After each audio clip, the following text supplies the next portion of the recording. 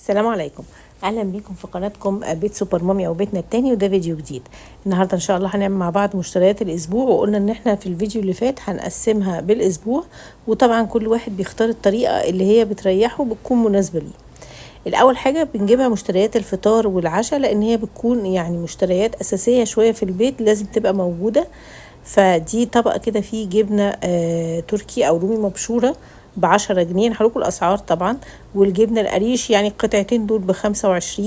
الجبنه البيضه اللي هي الخزين تقريبا اسمها بسعرها 30. والجبنه الموتزاريلا الفريش اللي هي بتكون يعني طبيعيه الكيلو ب160. هو في ناس بتبقى بتبيع بالكيلو، يعني تفتحي كده تفتح الكيس وتديكي الكميه اللي انت عايزاها، فانا جبت ب50. نيجي للبيض، طبعا سعر البيض 5 جنيه، فلو انت جبتي، احنا كنا حاطين في الميزانية 10 بيضات او اقل حسب استهلاكك برضو. فدول كده 10 لو قلنا ب5 جنيه يبقى 50 جنيه. طيب الحاجات دي كلها بتنفع قوي في الفطار والعشاء، على اساس ان انت ممكن تنوعي. يعني جبنة التركي المبشورة دي ممكن مثلا تستخدميها مع جبنة، شوية جبنة موتزاريلا في حشوات، ممكن تحطيها على وش مثلا البيض، تعملي مثلا بيض اومليت وترشي رشة منها بتغير الطعم جدا. ممكن مثلا تضيفيها على الجبنة الموتزاريلا وتعملي بيها برضو سندوتشات او تحضيرات. الجبنة الرومي المبشورة دي بتبقى طازة، يعني مش اللي هي الكسر، لا، في فرق ما بين الجبنة الرومي الكسر والمبشورة. المبشورة دي هم بشرينها عادي. طيب ده برضو الفلافل عندنا في البيت ولسه عاملينها في فيديو موجود على القناة هتلاقوه. فيبقى احنا كده ايه، عندنا كل الحاجات اللي احنا ممكن نستخدمها في الفطار. هتقدري تنوعي ما بين الاصناف دي طبعا. الجبنة القريش ممكن تضيفي عليها شوية من الجبنة الرومي وتضربيها في الكبة، فتبقى كأنها بطعم الجبنة الرومي القريش، وهكذا يعني. فانتي بقى نوعي على اساس الطلبات. فلما انتي بتعملي ميزانية بالاسبوع، بتقدري كل اسبوع تشتري اصناف مختلفة عن اللي اشتريتيها قبل كده، فيبقى في تنوع. يعني مثلا الاسبوع ده جبتي ده وده وده وكميات مش كبيرة، فلقيتي مثلا الجبنة دي مش قوي، الجبنة دي نوعها مش حبتيهوش، فتغيري الايه الاسبوع اللي بعده. الحاجات اللي احنا قلنا عليها المرة اللي فاتت، ان احنا بنحضر علبنا وبنحضر الاكياس بتاعتنا للتفريزات، وبنحضر التلاجة اللي هيتحط فيها المأكولات، الفريزر، الديب فريزر، وهكذا. شفتوا بقى لما انت بتيجي من بره معاكي شالك وحاجتك، العلب مغسولة ونظيفة، بتطلعي تحطي في العلب على طول مباشرة. مفيش بقى حكاية ان انا احطهم فين، طب انا جبت ده وسبته بره في كيسته، طب سبت الجبنة في العلب بتاعتهم الفوم، دي غلط، لان هما الفوم ده بيكون مش امن، يعني مش صحي. دي الجبنة الموزاريلا اهي، بصوا، طبيعي بيبقى لونها اصفر، ما بيبقاش لونها ابيض. الجبنة الموتزاريلا اللي هي صناعي او بيبقى مكتوب عليها انالوج، بتبقى لونها ابيض. تمام. ففي فرق طبعا في السعر، دول شوية دول ب50. هو فتح كيس، الماركة بتاعته اسمها ميلكي، كنا بنجيبها احنا قبل كده. فهو مش عارفة الكيس بكام، بس انا قلت له انا عايزة ب50. فطبعا الميزان بيبقى بيوزن لك الكمية. انا بحبها الحشوات وحاجات زي كده. كنت الاول بشتري بالكيس مثلا، فلكن طالما احنا ماشيين بالاسبوع هنجيب على قد الاسبوع. فهمتوا القصة ماشية ازاي؟ خلاص خلصتي الجبن وخلصتي مستلزمات الفطار بتاعتك، تبتدي تشيليهم. ممكن تعملي البان كيك اللي احنا عملناه حادق، ان شاء الله هعمله معاكم. ممكن تعملي كب كيك حادق وتحطي له الاجبان دي، عرفتي؟ فكده يبقى الدنيا ايه ماشيه معاكي كويس ومظبوطه، ويعني زي ما بيقولوا كده ايه، فاهمه انت بتعملي ايه. نطلع الكيس التاني بقى اللي هو ليه علاقه بالبقوليات. انا ما رحتش فتح الله، وادي الورقه اهي بتاعت الاسعار اهي. وجبت كله من محل يعني موجود في الاسواق، اي محل بقال بيبقى موجود في الاسواق، بيبقى عنده البقوليات والعطاره والحاجات اللي زي دي. جبت كيس مكرونه ريجينا سعرها 22. جبت رز بسمتي نص كيلو عليه اوفر. وجبت فول، هقولكوا الاسعار دلوقتي. وجبت فاصوليا بيضه، وجبت فول التدميس، وجبت كمان بيكنج باودر وفانيليا بالبرتقال، عشان لو الواحد عمل بسكوت، عمل حاجه زي كده مثلا، او كيكه ببرتقال. وجبت فانيليا عاديه ورز. الرز كان حلو جدا، وكان اللي هو بيبقى عليه زي طبقه من الزيت كده، مش عارفه بقى اسمها ايه يعني، بس بيبقى حلو يعني. فتعالوا نشوف الاسعار. الرز سعره 28، دول 2 كيلو. والريجينا سعرها 22، والفول 14 جنيه. والحمص ب15، والفاصوليا البيضاء ب17.5. انا بقرألكم الورق. والرز البسمتي ده نص ب23. هو الحبايه اللي هي اللي لونها ذهبي، في منها حجمين، في منها حجم رفيع قوي ده ما تجيبيهوش لانه بيبقى مش حلو، مبقاش ليه طعم. وفي ماسكه نفسها شويه، هو ده كده كان عليه عرض يعني عنده، فجبت منه. تمام. برضو نفس الكلام، احنا امبارح غاسلين العلب ومحضرينها زي ما شفتوا في الفيديو بتاع امبارح، فيبقى هنحط. انا بقى هنا علشان هعمل يوم ان انا اعمل البقوليات كلها، فحطيتهم ما فتحتش الاكياس. يعني بكره ان شاء الله هنبتدي بقى ايه، نظبط البقوليات بتاعتنا ازاي ونطلع منها وصفات. تمام كده. الرز البسمتي برضو ممكن تطلعيه في منيو اكلات الاسبوع، تستفادي منه. خلاص لما انت تجيبي نص بسمتي ب23 حلوة قوي. خلي بالك ان الرز البسمتي من الحاجات اللي هي بترمي كتير، يعني كوباية تعمل كمية وتنفش غير الرز المصري صراحة. وهو اخف، يعني انا بحسه هو اخف، معرفش يعني. طبعا البقوليات تجيبي جنبك علبة الورق اللورا وتحطي في كل البقوليات بتاعتك، او الرز او بتاع ده الرز البسمتي، تحطي ورق اللورا عشان الحر وكده. العلبة احنا كنا موضبينها امبارح، اللي بنحط فيها البيكنج باودر والفانيليا، يعني الحاجة جت جاهزة اتحطت على طول في العلب. فهمتوا القصة ماشية ازاي؟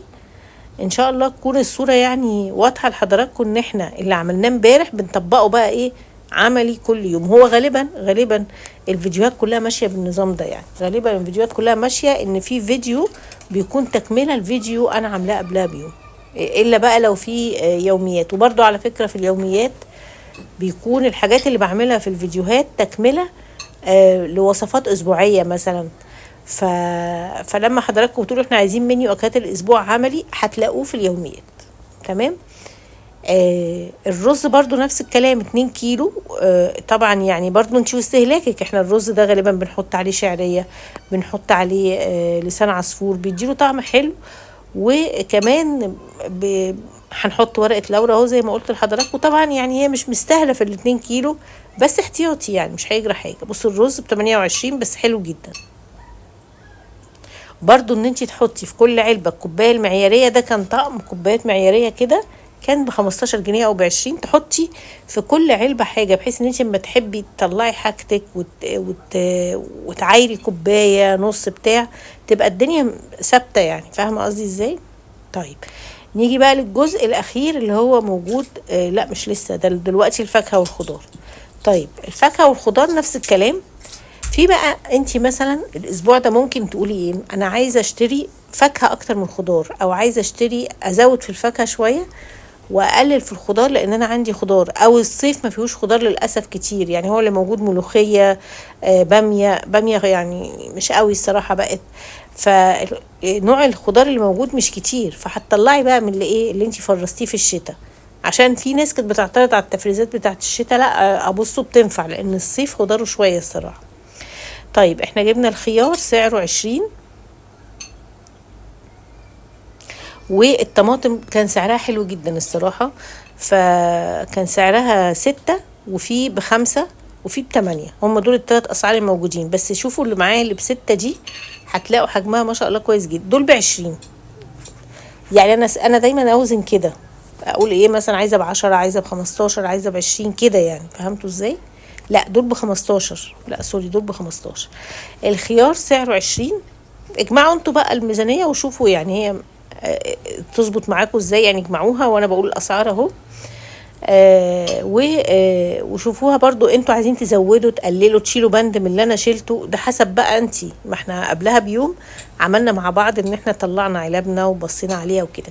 كان عندي فلفل من ده فما جبتش، يعني كان عندي فلفل من ده. والفلفل الالوان الصراحه لقيته وحش، لان انا رحت السوق بالليل برضو، فمش دايما بالليل بتلاقي الحاجات اللي هي ايه يعني زي الفلفل والحاجات دي، بتبقى برضو الحر بهدلها شويه. فخلاص ممكن تعملي طبق سلطه عباره عن الطماطم والفلفل والخيار، مثلا خضره بس كده. فبرضو العلب دي كانت مغسوله مع حضراتكم امبارح ومتشاله، والفوط بتاعتها مغسوله. حط فوق فوطه فوق وفوطه تحت. في بقى ناس بتحط اللي هي مناديل المطبخ، بس يعني مناديل المطبخ برضو بتندي كده الصراحه، بتحتاج تتغير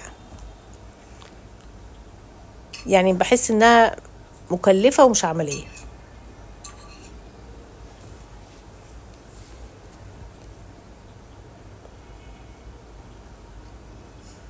جبنه ايه كمان؟ جبنه فاكهه. جبنه 3 انواع. الطماطم اهي، جبنه بتاع ده. لو انت الطماطم مثلا جبتيها جزء طري وجزء ماسك نفسه كده للسلطه، فتاني يوم بقى مش لازم يوم المشتريات يعني، تقدري تاخدي الجزء اللي هو يعني طري شويه ده اللي هو يتعمل صلصه يعني، وتفرمي يعني، تعملي في الكبه بصلتين 3 وتحطيهم على النار لونهم يصفر كده، وبعدين تعصري طماطم وتحطيها عليها، يبقى انت خلصتي طماطم الاسبوع كمان، يبقى كده انت ايه تمام يعني، ظبطتي الدنيا.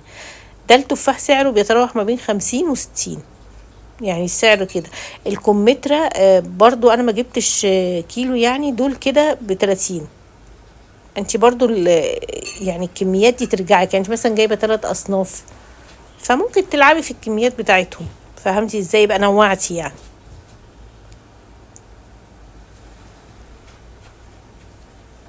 طبعا دي عشان يعني ارتفاعها كبير العلبه دي، فمش هنغطيها، بس برضو حطيت لها فوطه. العنب بتجيبيه تحطيه في ميه وشويه صغيرين من بيكربونات الصوديوم لازم بقى، لان العنب الصراحه بيبقى مش نضيف خالص خالص يعني. وتسيبيه منقوع شويه، وبعدين تديله شطفه كويسه وتحطيه في علب. البدنجان دول كان كيلو ونص برضو ب10. احنا كل ما ننزل نلاقي كيلو ونص ب10، بس ده ابيض بقى، انا كنت شايله مع حضراتكم اللي هو البدنجان الاسود فجبت ابيض. نيجي بقى للحوم والحاجات اللي زي كده، قسميها برضو زي ما انت عايزه. انا اخترت الاسبوع ده ان انا اجيب فراخ. تمام. فدول وركين وكيلو بانيه. فانا يعني غسلتهم كويس. بتعملوا منقوع الغسل ازاي؟ بتحطوا بولة كبيرة فيها مية وفيها جنزبيل، بيفرق قوي الجنزبيل البودرة وورق لورا، وفصين حبهان كده كسريهم بايدك، وشوية فلفل اسود، وتسيبيهم في المية، وعصير نص ليمونة بس كده، وبعدين تشطفيهم شطفة كويسة قوي بالذات الاوراق، وتشيلي منها الاجزاء اللي بتبقى مش نظيفة. انا خليته خلاهم الحقيقة. وجبت كيلو بانيه، انا نسيت العدد فبعده معاكم يعني، عشان في ناس بتقول هو الكيلو تقريبا حوالي 13 او 14، بس انا بقسمه بالجرامات بقى. يعني انا بقسم الفراخ البانيه بالذات بالجرامات. مثلا عندك الميزان، فبرضو الميزان بينفع الكيس مثلا تقولي مثلا هحط فيه 300 جرام. فاهمه قصدي ازاي؟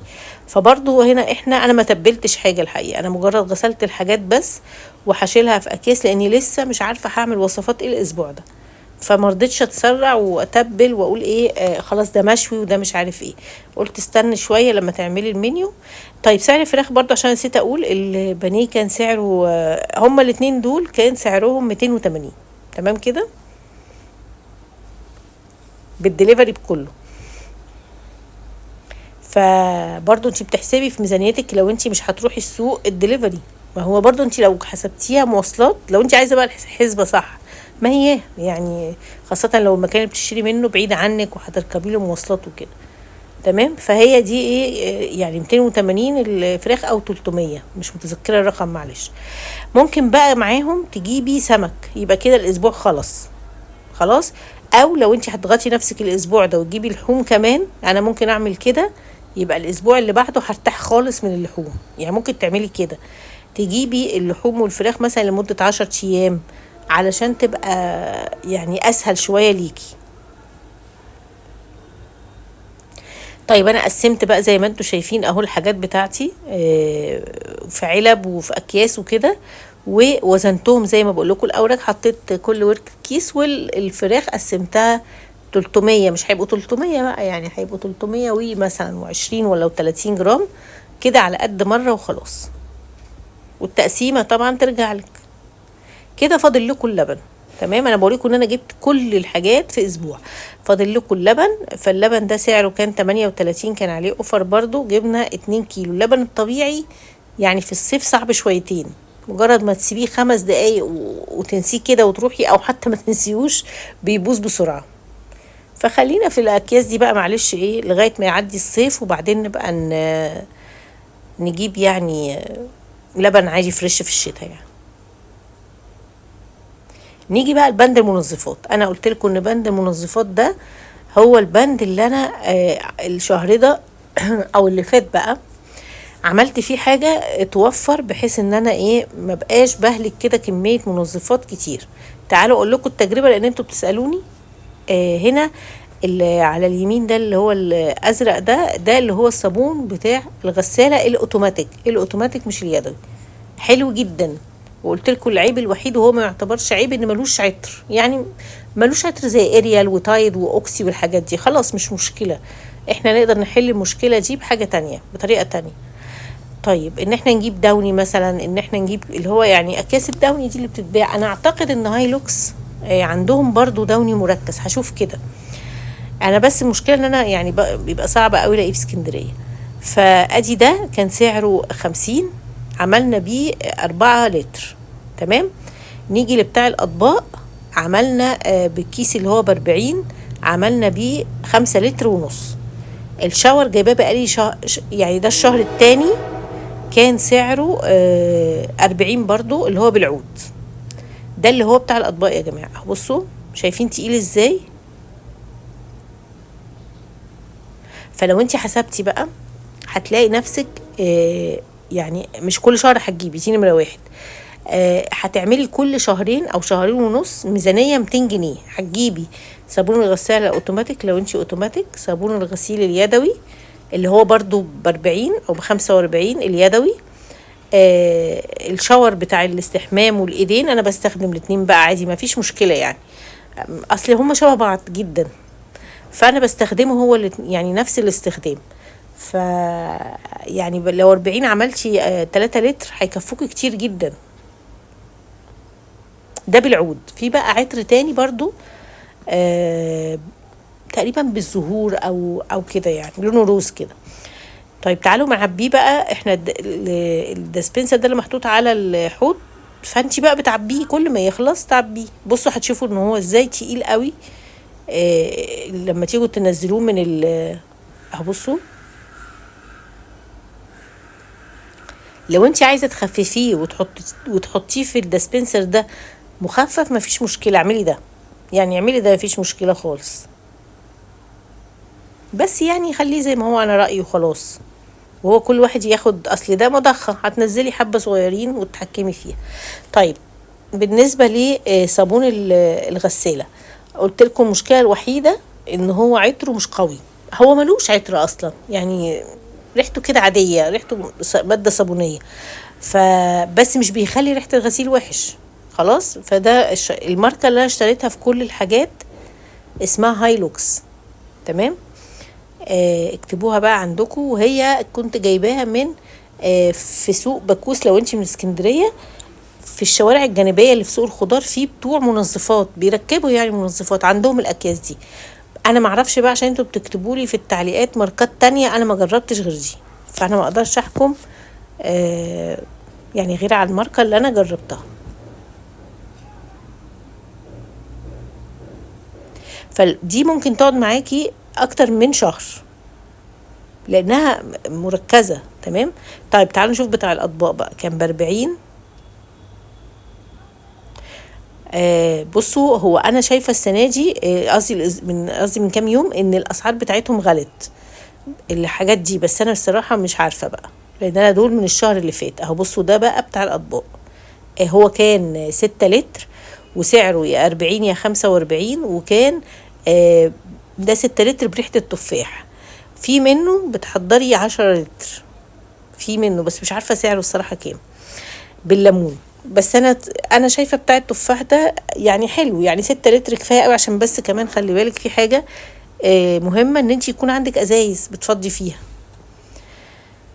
انا عملته 5.5، ما عملتوش 6، عملته 5.5. دي بقى تعالوا بقى نتكلم على بتاع الملابس. اولا انا ما عنديش غسالة ملابس يدوي او فوق اوتوماتيك او كده، فانا بستخدمه في غسيل اللي هو اليومي، اللي هو مثلا طرحة قمصان تيشرتات حاجات كده، يعني فاهمين قصدي ازاي. ريحته حلوة جدا، هو مش تقيل. اهو بصوا هو مش تقيل، مش تقيل زي الجل.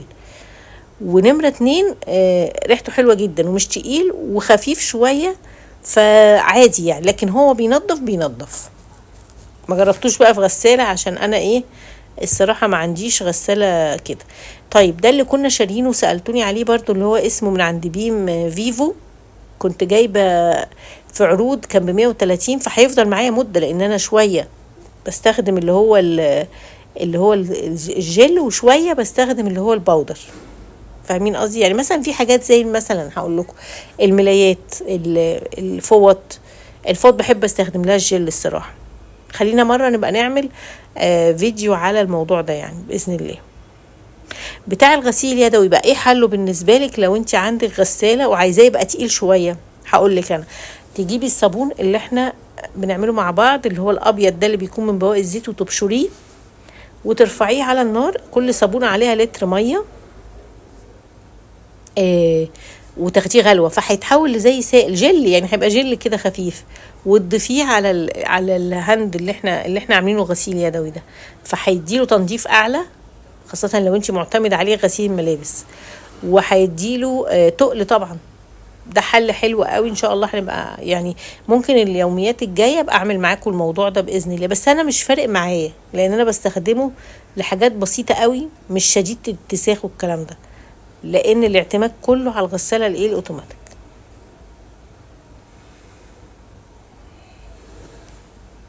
طيب انتوا كده شفتوا الميزانيه بتاعتكم، لو انتوا قلتوا كل الحاجات دي جبناها ب200، وهتجيبي بقى كلور خام للتنظيف، لان انا بستخدموش في الملابس خالص الكلور، فهتجيبي كلور خام للتنظيف، وعندك خلطه سوبر مامي للدهون والكلام ده، وعملنا خلطه كمان للدهون، يبقى انت مش محتاجه تانية. طيب بصوا بقى انا الشهر ده عملت ايه. انا الاسبوع ده اشتريت الكيس ده اللي هو بتاع الشهر اللي فات، سوري، اللي هو بتاع الاطباق، تمام، اللي هو 6 لتر وسعره 40. فهسيب الكيس مقفول لغاية ما احتاج ابتدي اركبه. يعني ممكن تعملي الموضوع ده، تسحبي كيس كده ب40، كيس ب50، وتشيليه على جنب، كل اسبوع هاتي نوع منهم، هتيجي الشهر الجاي خلاص انت جبتيهم كلهم، وبقى عندك متحضر وعندك مش متحضر، هتريحي لك بقى ان شاء الله مثلا ايه 5 شهور من المساحيق والحاجات اللي زي كده. فهمتوا الفكرة اللي انا قصدي منها؟ طبعا الحاجات دي موفرة جدا بجد، وهو منتج مش وحش خالص هايلوكس ده.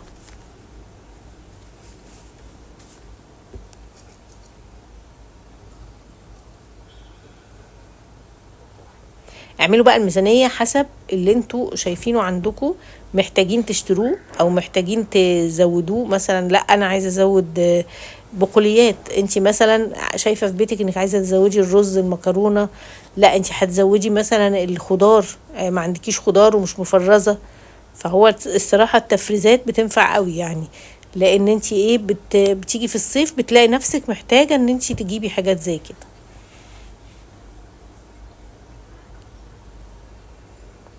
كده الفيديو خلص، وكده مشتريات الاسبوع. ان شاء الله هحاول اعمل لكم تصور يعني الميزانيه واكتبه لكم في صندوق الوصف باذن الله. وانتوا بقى طبعا هتختاروا يعني الميزانيه المناسبه ليكم والمناسبه للحاجات اللي مش موجوده عندكم في البيت. اظن كل البنود اهي موجوده.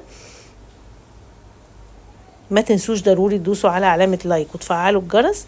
اشوفكم في فيديو جديد على خير، سلام.